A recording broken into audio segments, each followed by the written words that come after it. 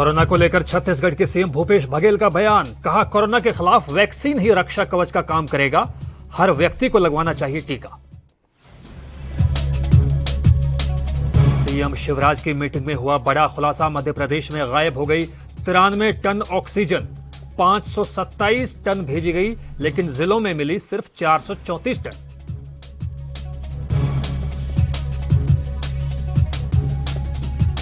देश में कोरोना का कहर लगातार जारी। चुनाव में राजनेताओं से भी कोरोना प्रोटोकॉल पालन करवाने की अपील।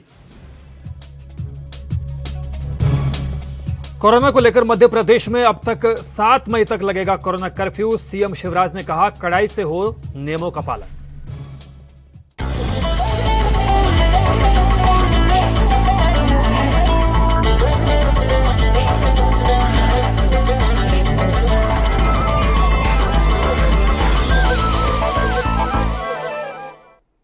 तो स्वागत है आपका स्वर्णिम मध्य प्रदेश। छत्तीसगढ़ में कोरोना के खिलाफ वैक्सीन की रक्षा कवच का काम करेगा, इसलिए हर पात्र को बिना किसी शक और संदेह के टीका लगवाना चाहिए। यह कहना है छत्तीसगढ़ के मुख्यमंत्री भूपेश बघेल का। उन्होंने बताया कि टीकाकरण के मामलों में छत्तीसगढ़ की स्थिति अन्य राज्यों से कहीं बेहतर है। यहां 53 लाख से ज्यादा लोगों का टीकाकरण अब तक हो चुका है। टीकाकरण के मामलों में छत्तीसगढ़ बड़े राज्यों की श्रेणी में दूसरे स्थान पर है। इसके साथ ही मुख्यमंत्री ने प्रदेश में स्वास्थ्य सेक्टर में सुविधा और संसाधनों में की गई बढ़ोतरी की भी जानकारी दी। उन्होंने कहा कि प्रदेश में ऑक्सीजन बेड, वेंटिलेटर, ऑक्सीजन दवा, टेस्टिंग किट आदि की कोई कहीं कमी नहीं है।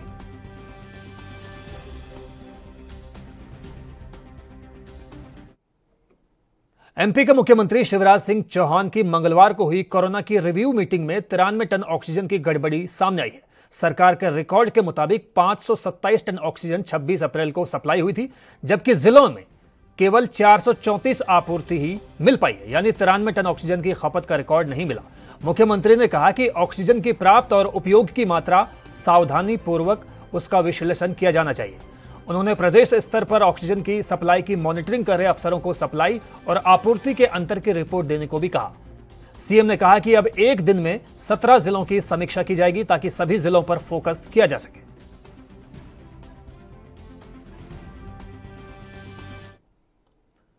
एमपी के जबलपुर में अधिवक्ता उमेश त्रिवेदी की ओर से याचिका दायर कर कहा गया है कि मध्य प्रदेश के दमोह में उपचुनाव के साथ पश्चिम बंगाल, तमिलनाडु, असम, केरल और पुडुचेरी में विधानसभा चुनाव में राजनेताओं द्वारा कोरोना प्रोटोकॉल का पालन नहीं किया गया, जिसकी वजह से कोरोना की दूसरी लहर में संक्रमण तेजी से फैल रहा है। याचिका में कहा गया है कि दूसरे राज्यों में चुनाव प्रचार करने वाले राजनेता अपने राज्यों में आकर क्वारंटीन नहीं हो रहे। इसके साथ ही कोरोना पीड़ित लोगों को ऑक्सीजन और रेमडेसिविर इंजेक्शन नहीं मिल पा रहे हैं। याचिका में केंद्रीय और राज्य चुनाव आयोग के अधिकारियों के खिलाफ कार्रवाई करने की मांग की गई थी।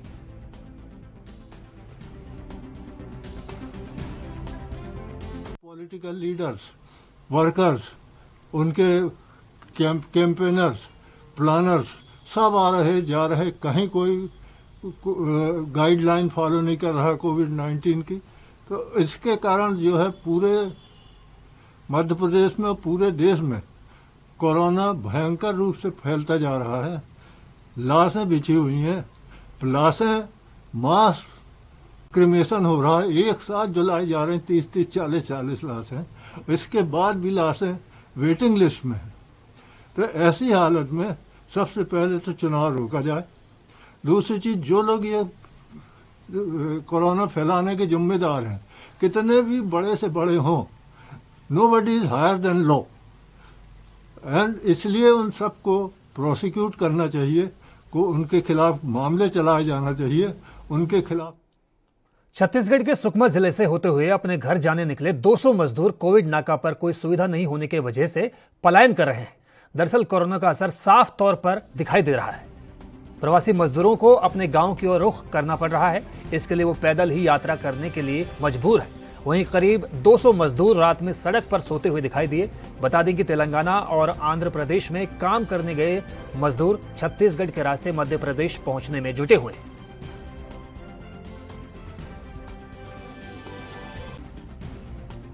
ये तेलंगाना से खम्मम डिस्ट्रिक्ट से आए सर। कब से यहाँ पे हैं? सर आके अभी हो गया, यहाँ से 3-4 घंटा हो गया सर आके। तो आपको यहाँ पे रहने का व्यवस्था नहीं दिया जा रहा शासन के द्वारा? व्यवस्था तो नहीं मिले सर, तो इसीलिए तो रोड पे सो गए हैं। तो ये आप कब से निकले हुए हैं वहाँ से? कल एक दिन से पूरे चल के आए हैं सर, इधर पे और आके यहाँ पे रुके हैं आज। आपके पास तो सोने का व्यवस्था नहीं है, लेकिन खाने का व्यवस्था हुआ है? सरकार द्वारा खाने का कुछ व्यवस्था किया है आपको? खाने का तो व्यवस्था किया था सर, लेकिन सोने का व्यवस्था नहीं हुआ है। आपका कोरोना चेकअप किया गया यहाँ पे? अभी तो नहीं किया गया। तो क्या बोला जा रहा है यहाँ के शासन द्वारा? अभी तो कुछ नहीं बोले सर, पता नहीं है कोई थी। तो फिलहाल वक्त हुआ है एक छोटे से ब्रेक का। ब्रेक के पार खबरों का सिलसिला लगातार जारी है।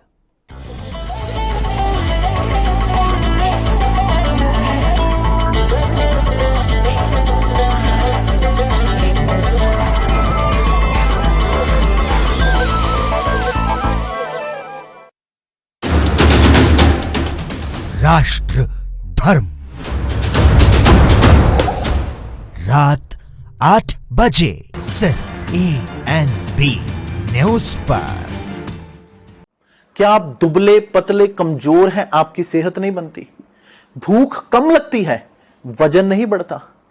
दरअसल मेन बात खाना पीना खाना नहीं है, मेन बात है खाया पिया लगना। और अगर खाया पिया लगेगा ही नहीं तो सेहत बनेगी कैसे?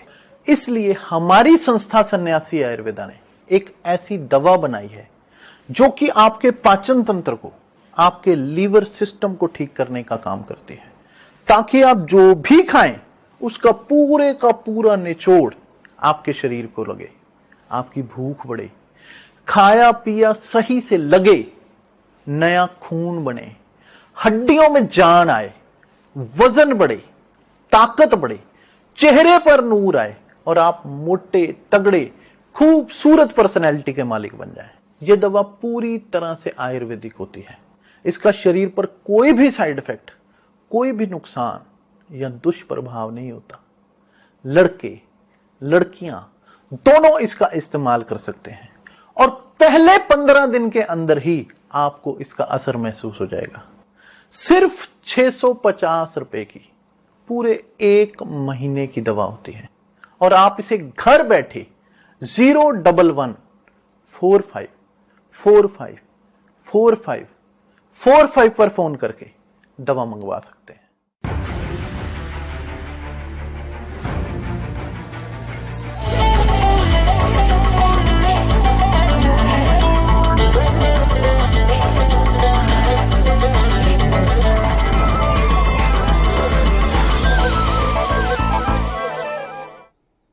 तो ब्रेक के बाद स्वागत है आपका। स्वर्णिम मध्य प्रदेश छत्तीसगढ़ में बिलासपुर के जिलाधिकारी का कहना है कि कुछ ऐसी मीडिया रिपोर्ट मिली है कि 26 और 27 अप्रैल की रात बिलासपुर जिला अस्पताल में ऑक्सीजन लीक हुआ और कुछ मरीजों की मौत भी हुई है।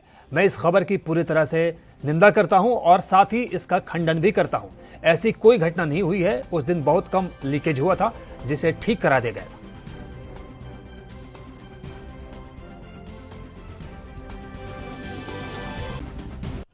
कि 26 और 27 की इंटरवीनिंग रात को बिलासपुर डिस्ट्रिक्ट हॉस्पिटल में कुछ ऑक्सीजन लीकेजेस हुई और कुछ मोर्टेलिटीज हो गई हैं, कुछ पेशेंट्स जो हैं उसमें मर गए हैं। मैं पूरी तरह से इस न्यूज़ का खंडन करता हूं। इस प्रकार का कोई इंसिडेंट नहीं हुआ है।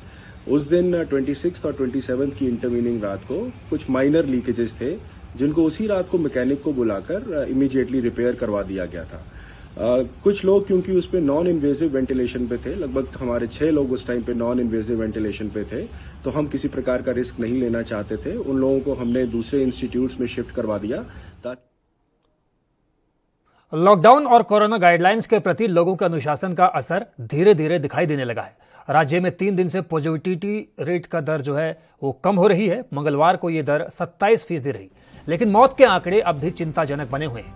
इस दिन प्रदेश में एक ही दिन में 236 लोगों की जान गई, जो अब तक का सबसे बड़ा आंकड़ा है। इसके साथ ही 10 पुरानी मौत का भी आंकड़े में शामिल किया गया है।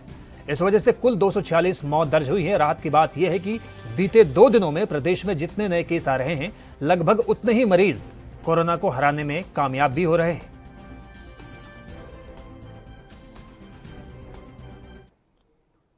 पूरे देश में कोरोना संक्रमण का खतरा बढ़ा हुआ है। ऐसे में कुछ लोग ठगी करने के नए नए तरीके अपनाकर भोले भाले लोगों के साथ ठगी को अंजाम देने के पीछे नहीं है। कुछ ऐसा ही मामला मध्य प्रदेश के रीवा जिले से सामने आया है, जहां डीजीआर फार्म एंड लीजियर्स लिमिटेड और DGR credit cooperative society limited company ने धोखाधड़ी कर करोड़ों रुपए की ठगी को अंजाम दिया है। और इतना ही नहीं, इस ठगी को अंजाम देकर आरोपी फरार हो गए, जिस पर शिकायतकर्ताओं द्वारा मऊगंज थाना पहुंचकर एफआईआर दर्ज करवाई।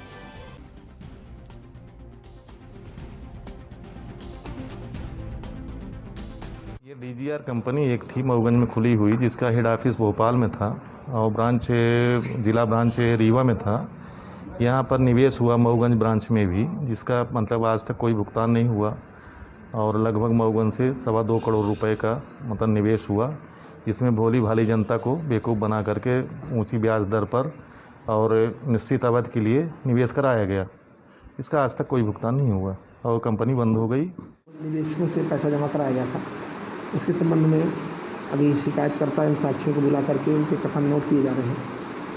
मुकदमा कायम है, उनसे निवेश के जो दस्तावेज दिए गए थे उनकी मांग की गई है, जो अभी उपलब्ध नहीं कराए हैं। उपलब्ध जैसे कराएंगे जब्ती कार्रवाई की जाएगी। और एसपी साहब को पत्र लिखा है ताकि कलेक्टर साहब के द्वारा से हमें जानकारी मिल सके। और भी पत्राचार किए जा रहे हैं, विवेचना इसमें चल रही है और समयानुसार इसको जल्दी से जल्दी पूरा किया जाए।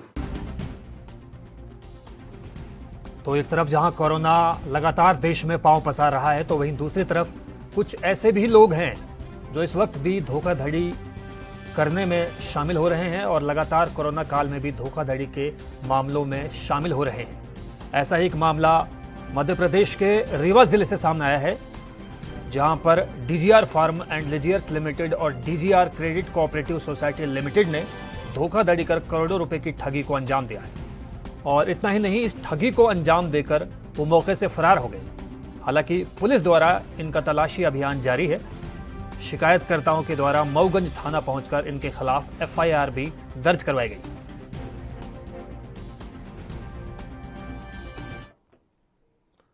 ऑक्सीजन का संकट गहराता जा रहा है। इसी बीच बोकारो से संजीवनी लेकर पहली ऑक्सीजन एक्सप्रेस ट्रेन देर रात मध्य प्रदेश पहुंची। इस ऑक्सीजन एक्सप्रेस में 6 टैंकर हैं, जिसमें 64 मीट्रिक टन ऑक्सीजन है। इसमें से 1 टैंकर ऑक्सीजन जबलपुर, 3 टैंकर सागर और 2 टैंकर मंडीदीप भोपाल पहुंची है। ऑक्सीजन एक्सप्रेस ट्रेन में 6 टैंकर ऑक्सीजन बोकारो से आरओ पद्धति से मध्य प्रदेश के लिए रवाना। ऑक्सीजन एक्सप्रेस देर रात करीब 1 बजे जबलपुर पहुंची। जबलपुर के लिए 1 टैंकर भेड़ाघाट में अपलोड हुआ, तो सागर में विशेष रैंप से देर रात 3 से 4 बजे ऑक्सीजन के 3 टैंकर अपलोड किए गए। वहीं भोपाल के मंडीद्वीप में सुबह ऑक्सीजन के 2 टैंकर लोड किए गए। बता दें कि ऑक्सीजन एक्सप्रेस के कम समय में राज्यों तक पहुंचाने और तेज आवाजाही के लिए ग्रीन कॉरिडोर बनाया गया है। ऑक्सीजन एक्सप्रेस की सुरक्षा को ध्यान में रखकर रूट की मैपिंग की गई है। Liquid medical oxygen cryogenic load होने के चलते ट्रेन की स्पीड और एक्सेलरेशन का खास ध्यान रखा गया है। ओवर डायमेंशन कंसाइनमेंट के तहत सावधानियां रखी गई, जिससे चालक दल को बदलने और फ्यूल भरने में कम समय लगे।